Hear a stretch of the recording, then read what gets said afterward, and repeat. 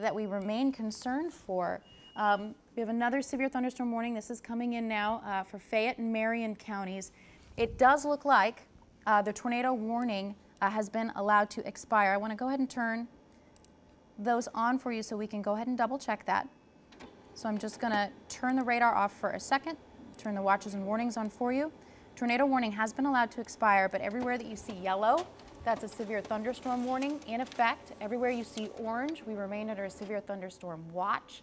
Areas that you see the pink indicate a tornado watch. And you remember, tornado watches are when we have the possibility of a tornado to develop. So let's take a look at the radar on a big picture here and take a look at some of these storm systems that we have. We're watching the cell that just pushed through downtown St. Louis, dumped quite a bit of hail, long history of strong straight line winds. We had the possibility of a tornado on the ground. We'll have to see if any damage reports come in from that. We hands down know it's dropping very large hail. So let's go ahead and take a look around at some of these systems here to get some of the information. So the severe thunderstorm watch that's in effect for Clinton and Washington, this is in effect until 7 p.m. This particular storm system, I want to circle it for you so you know which one I'm talking about, right here. That has been dropping quarter-sized hail, baseball-sized hail earlier, but it does look like it's diminishing a little bit. Main concern for this is golf ball-sized hail and 60-mile-an-hour wind gusts. The cities included here would be Irvington, Bartelso, Covington, New Minden, Hoyleton, as well as Hoffman and Richview, all want to seek shelter. Now, this particular cell not looking as impressive, but of course, you look to the west at the cell that just went through downtown, and that's what we'll continue to watch. I believe we have Talia on the phone now to give us some first-hand information of what you're experiencing in North City, Talia. Hi, Bree. Yeah, I'm actually in a basement right now in the Central West End with a bunch of strangers, really nice strangers. Actually, one nice lady was waiting in the lobby, luckily, when I was there. And I parked my car because there was all this hail. I thought the windshield was going to bust. So I ran into the building, and luckily she let me into the building, and we're all just sitting here waiting out the storm in the basement. A really nice, wonderful group of people, and I can't thank them enough. I'm definitely a little scared right now. It's crazy outside. It's black outside, and earlier I was reporting on North Kings Highway at Cote Boulevard. There was a tree that fell over on a car just seconds after a family got out, smashed the car, the back of the car, everything that they just bought on their shopping trip. Mostly everything was damaged and destroyed. And they were really lucky because if they said they were sitting in the car and they were talking, and all of a sudden the sister of the car's owner said she was cold, and they decided to go inside the house, and if they would have waited any longer, it would have been them in the car getting smashed, unfortunately. So they were very, very lucky. And hopefully there are no other situations like this tonight. So anybody outside, please seek shelter immediately. I'm telling you, I was just driving out in it. It's black. It's scary. Hail everywhere. So definitely you want to seek shelter. Wow, Talia, well, I'm glad that you're inside right now. It does look like the threat for a tornado has passed your area. We're not out of the woods just yet, though. You continue to see just how strong these thunderstorms are. I am starting to get some new reports, and I want to update you. The storm that went through downtown St. Louis that is now pushed into Illinois, it was the one that we were watching the potential tornado for. It's this large system right here. It is, the warning on this is now in effect till 7:15. It's for St. Clair County, East Central St. Louis County, St. Louis City, so we're talking East St. Louis, just across the river, heading towards Belleville. It's moving east at 40 miles an hour. It has 60-mile-an-hour straight-line winds. It has golf ball-size hail, still producing golf ball-size hail. Cities in the path of this include Granite City, Cahokia, Washington Park area, which already has seen quite a bit of damage, and the potential tornado warning that we had a few hours ago, that cell started in Washington Park. So the same areas receiving this severe weather coming into Fairview Heights. Just in through the National Weather Service chat, I have a report of a flood, actually 6 to 8 inches of water on the road at I-64 near McKnight. So very heavy rainfall, as well as the hail, the possible debris. This clogs gutters and roadways. So when you get the hail building up and you get the very heavy rainfall rates, it's leading to some flash flooding on our roadways. Remember, it only takes 6 inches to float your car away. So do not drive in flooded waters. If you aren't outside, stay outside. If you're in the path of any of these storms, it's very, very important that you seek shelter in the place that you're in. And speaking of taking shelter, I believe we have Jeff Small on the phone. Yes, I'm here, Bree. How are you doing? Are you still in the shelter? I'm here. I've been through a lot of things, and reported on many of these type incidents, but this is the first one where I think I've absolutely had to get to a shelter, almost becoming the story instead of reporting on the story, because literally we were hoping to get back on the air with a live signal and, kind of show you what it looked like. But the owner of Kilroy's, he was going around already, trying to wrap his head around what just happened at his business. He came around to us individually and said that he had a storm shelter sort of just behind Kilroy, then also just behind the accident scene. And he said, come on. And so we're here now. I'm in the stairwell that leads into this basement. There's a couple dozen folks down here. We're just kind of waiting this out, and every few minutes we open the door, and you can barely see outside. But yeah, we're here in this basement just waiting for this to pass through. But pretty scary. Excellent. Well, I mean, I'm glad that you were there, and it's amazing that people can come together and help each other. Now, you mentioned that we were going to do some information about the breaking news. Can you talk about what this scene was like, where you are, the damage that went through before, what you were discovering, where we had our fatality today? Sure. So the accident happened at Kilroy's. Kilroy's is a sports bar. If you're familiar with coming down to any of the games, this is near patios. There's a big parking lot, and then Kilroy's. And today, right around 4 o'clock, the celebration for the game was going on. People were both inside of the bar and also out on the patio. And on the patio, they had a couple of large tents that they had erected. And these tents, these white tents, were held in place by these thick, heavy metal poles. And everyone I talked to said that, folks were dancing, having a good time, and they saw these dark clouds just appear to get closer and closer toward their area. And they said just in a matter of seconds, this severe gust of wind came through. One guy said he was sitting in his truck and just felt his truck just sway with the wind. And then literally the largest of the tents went up in the air and came crashing back down on hundreds of people. I'm told 150 to 250 people that were outside dancing. That's who got, not only the fabric of the tent, but these metal poles is what went crashing through this crowd. I was told by the owner of Kilroy's that there was a DJ out there. He got hit by one of his own speakers. And, those are the very large, almost 6-foot-tall speakers that are very heavy. He got hit by one of those. Folks hit by flying glass from beer bottles, those poles. And so in all, about 100 people treated and released for injuries. 17 people taken to the area hospitals. 5 of those were listed in critical with head injuries. And again, the worst of all, of course, is one fatality out here. But everybody just said it was just chaos for a while because nobody expected it to be this bad, and it just happened so fast. Yeah. And it's unfortunate right now that we're seeing cells go over the same area, and making it even more difficult to assess damage, to help people. But I think the best that you've said, Jeff, is people are coming together. As Talia was able to say that she's with people she doesn't know, but she's in a safe place. And that's exactly where we want people to be. Now, I also believe we've been getting some reports in of automobile accidents. Of course, conditions on the road, very dangerous. I have a report of an accident on 44, I believe, at Merrimack. You can see it here on our First Alert traffic camera. Emergency crews appear to be on the scene.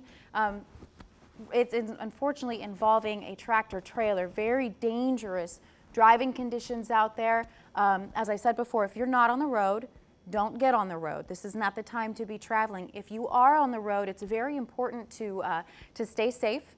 If you're on the phone with someone that's telling you in the vicinity of where the strongest storm is, you want to drive away from that. You want to drive south or north usually so that you can get away, drive through to the west if that's not going to take you through a particular cell. Of course, seat belt on. You want to reduce your speed so that you have that visibility. You want to keep 3 car lengths between you and the cars around you.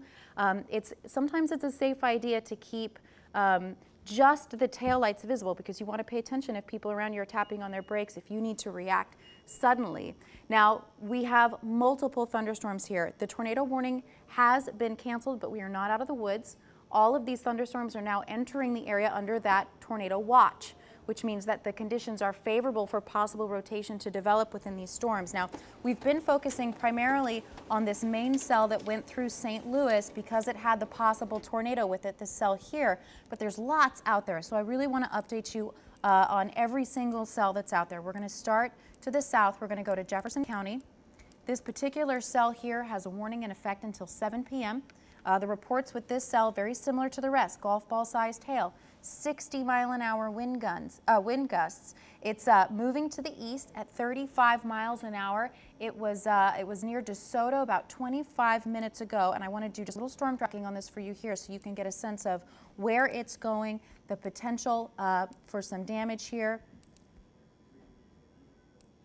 We are also getting reports of 8,000 people without power at this point. So damage to power lines, damage to trees, damage to property, damage to vehicles. This cell that we're watching in Jefferson that will be crossing the river, also in effect for Monroe counties, Randolph as well, and eventually into St. Clair. It's 8 minutes from Arnold, about 30 minutes from Waterloo, 44 minutes from Smithton, roughly 52 from Freeburg. This cell moving roughly at 35 miles an hour. We're going to pop up, we'll just move up to the north here. So this is the cell that we're watching here in Belleville. Also the cell, of course, coming out of St. Louis. I believe we have a viewer, Katie, on the phone in Wentzville. Katie, how are you doing? I'm doing fine. How are you? I'm doing all right. Can you describe what you saw today or what your experience was? Yes, we were outside and we had just noticed that it started to sprinkle just a little bit, and I looked to the west and it was just a large black cloud, and so we decided to pack everything up and get inside, and all of a sudden it sounded like hammers beating on the roof. It was so loud, so we walked to our back patio and you could just see baseball-sized hail dumping on our yard and our porch, and it went on for a couple minutes and then kind of. Well, Katie, we're watching the video actually that you shot right now. That is remarkable hail. It was the loudest thing I've ever heard. It was crazy. Can you estimate how long the hail, how long it lasted that it was falling? It probably lasted maybe 5 minutes. And then it stopped, and then all of a sudden it started to kind of we could actually see clouds almost appear to swirl, and it was pretty ominous outside, and then it just kind of cleared up. Well, the video that you shot, that rotation that you think you may have seen, that might be what turned into the tornado signature that we saw on the radar. We're still waiting for some confirmation there. It does look like that cell did start to rotate after it passed your home. Now, have you, of course, safety first. I don't want you to go outside if it's not safe, but have you noticed any damage to your home or to vehicles? Is there anything that you can see outside now? Yes, we have. It's clear out here now, but we did go outside after everything looked to be fine, and we did notice that on the west side of our home, it did crack the siding. We do appear to have some dents in our gutters, and my husband's truck was in the driveway, and it dented his roof a bit. Oh, that's terrible. But, I mean, most important thing, I'm glad that you were able to stay safe, and thank you so much for taking that video, for sending it in to us, and for taking the time to chat with us. No problem. Stay safe. That severe thunderstorm watch still in effect until 7, although it does look like the worst of it has pushed through you right now, but you make sure to stay safe, you and your family tonight, all right? Now, we continue to watch those severe thunderstorms. I do want to continue to update you on the very latest. So the storm that is moving through downtown right now heading towards St. Clair and over towards the Belleville area. This is a cell that we've been watching.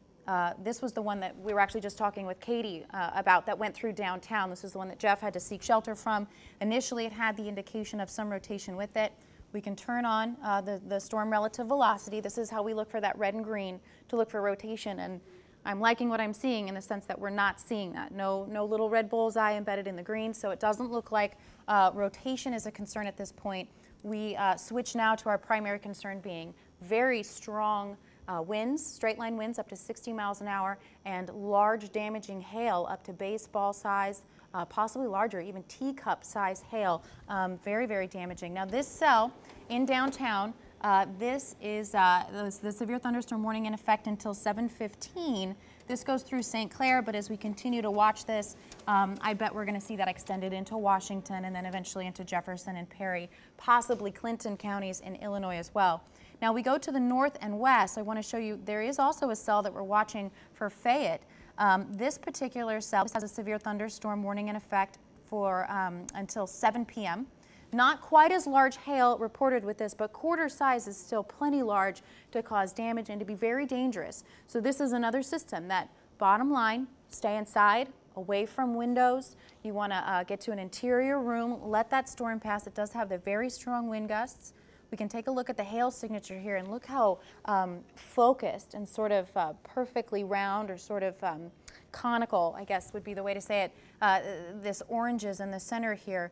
Indicating that we've got hail upwards of 4 inches falling from this. Now, this is just an estimation from this computer model. I haven't had reports of hail that large, but you see it indicated on the radar, and the concern there is that it could potentially be dropping hail that large. Now on the side here, what we're showing you is live streaming video of 270 at Dorset. You can see, I'm sorry, this is actually taped from earlier this afternoon, and you can see the hail just covering the roadways.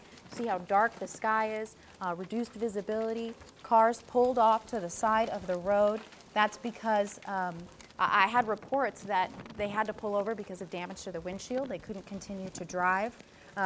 What that means is that anybody on the road, not only are you going to be dealing with Mother Nature making it incredibly dangerous and difficult to be outside, but emergency crews are now going to be struggling to get where they need to be to help people. And it's really important that we give them the opportunity to get there safely.